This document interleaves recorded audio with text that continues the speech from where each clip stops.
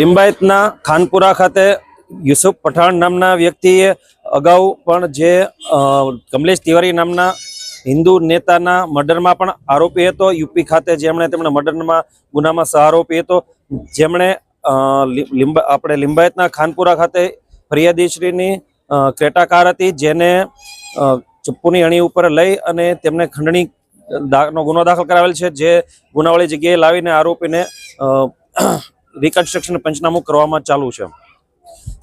સદર આરોપી તેમજ અરવલ્લી જિલ્લા ખાતે લુણાવાડામાં સાયબર ક્રાઇમના ગુનામાં પણ 5.5 કરોડના ફ્રોડ મ્યુલ એકાઉન્ટ ખોલાવીને તેના પણ ગુનામાં વોન્ટેડ છે, જે પણ આગળની કાર્યવાહી કરવામાં આવનાર છે. જી સર, ઘટના સ્થળ પર લાવવામાં આવ્યો છે આરોપીને, કેવા પ્રકારની કાર્યવાહી લોકો શું કરી રહ્યા છે?